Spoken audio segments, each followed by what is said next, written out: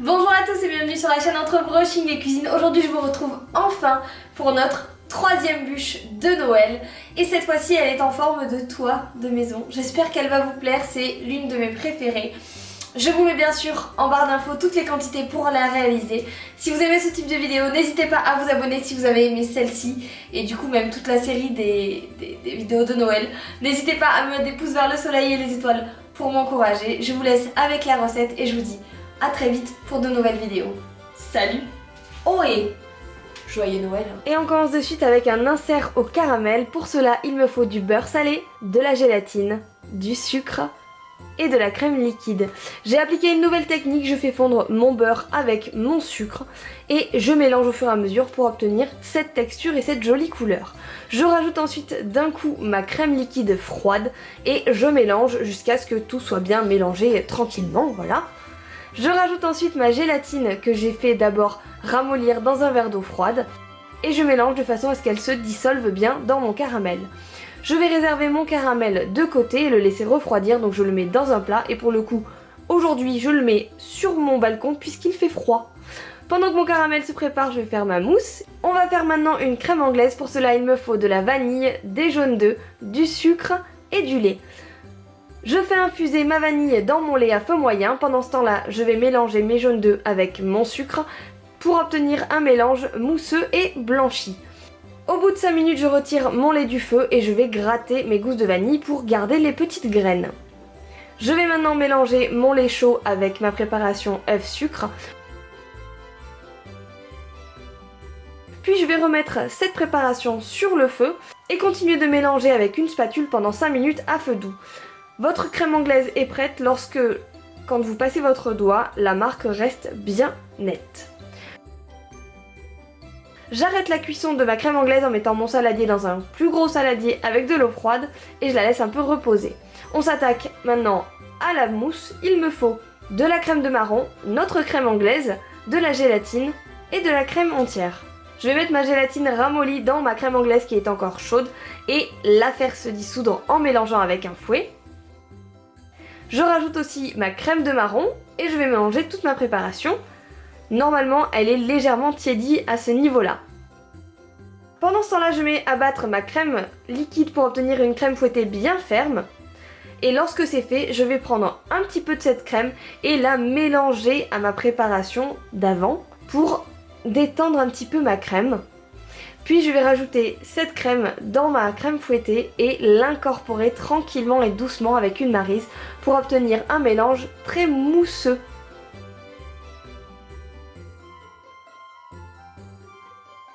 Je prends ensuite mon moule qui est un moule en triangle et que j'ai recouvert d'une feuille de papier sulfurisé et je vais mettre de la mousse sur tous les côtés et un petit peu au fond en faisant attention de laisser bien une place en plein milieu pour après pouvoir mettre le caramel. Je mets cette préparation au frais pendant une demi-heure. Après une demi-heure, je vais pouvoir mettre mon caramel qui lui aussi a bien refroidi et je vais le mettre dans toute ma petite rigole. Je vais recouvrir ensuite du reste de ma préparation de marron. Attention, en attendant de pouvoir le recouvrir, il ne faut pas que votre crème est figée avec la gélatine et donc vous l'aurez remuée de temps en temps pour la laisser encore mobile et souple. Je lisse le tout et je remets au frigo pendant 45 minutes. J'ai fait fondre du chocolat au micro-ondes et je vais le badigeonner sur ma bûche de façon à avoir un support solide parce que sinon ma mousse va complètement s'effondrer, hein, soyons bien clairs, je pense en forme de triangle, oui. Je vais mettre mon chocolat, bien l'étaler, enlever le surplus avec ma spatule et de nouveau faire en sorte que les côtés soient bien nets pour pouvoir la démouler facilement. Je remets le tout au frigo pendant 20 minutes. On a fait le toit, maintenant je m'occupe des murs, je vais prendre des crêpes dentelles, du chocolat et du praliné. Pour cela, je vais maintenant broyer mes crêpes dentelles et les mélanger à ma préparation praliné chocolat que j'ai fait fondre au micro-ondes préalablement. Je mélange tout ça pour obtenir une pâte, comme vous allez pouvoir le voir. Ça va apporter un vrai croquant à notre bûche et une gourmandise en plus, soyons bien clairs. Je vais maintenant mettre cette préparation sur une plaque à génoise que j'ai recouverte de papier sulfurisé et adapter mon niveau et ma largeur suivant mes désirs. Puis je vais lisser le tout et mettre ça au frais de nouveau.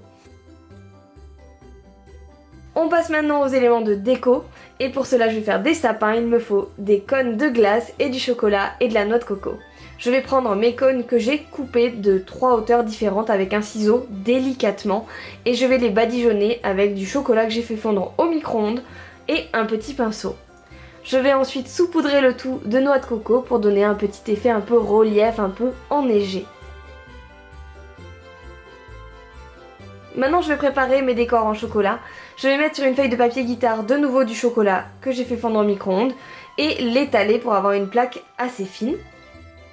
Vous pouvez utiliser du papier sulfurisé si vous préférez.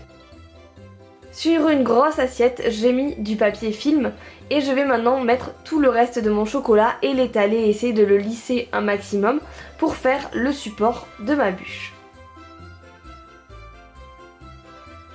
J'ai acheté une petite sucette en forme de reine et je vais maintenant faire les découpes d'une cheminée. Donc j'ai pris ma plaque de chocolat qui a bien refroidi et je vais maintenant avec un petit patron que je me suis fait moi-même découper mon chocolat. Donc j'ai passé mon couteau sous un filet d'eau chaude pour m'aider à couper délicatement le chocolat.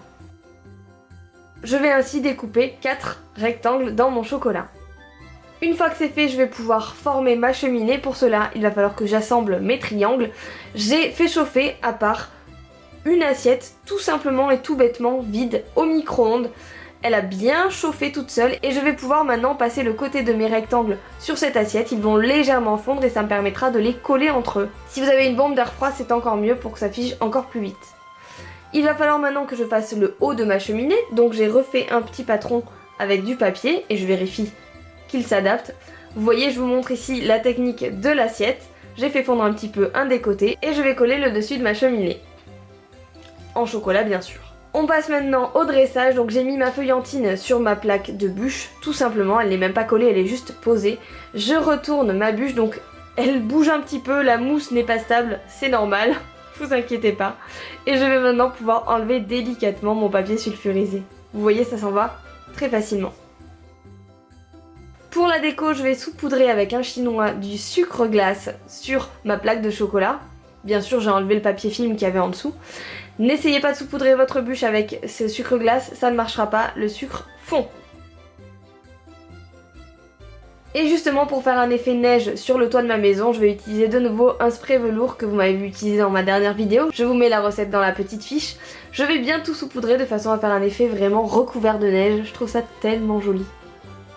Bien sûr, c'est comestible. Je vais maintenant placer ma cheminée, alors on ne se moque pas, car oui, ma cheminée est bien trop grande pour mon toit, mais j'avais soit un trop petit moule pour le toit, soit une trop grosse sucette. Alors écoutez, hein, voilà.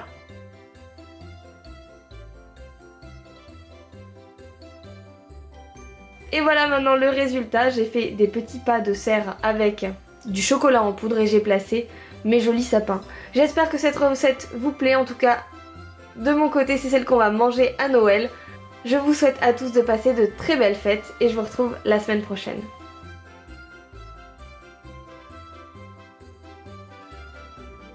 Est-ce que je mets un collier ou pas d'ailleurs déjà? Voyons, avec collier. Ouh, sans collier. Alors maintenant, vous trempez le couteau. Comment ça, il est bien chaud.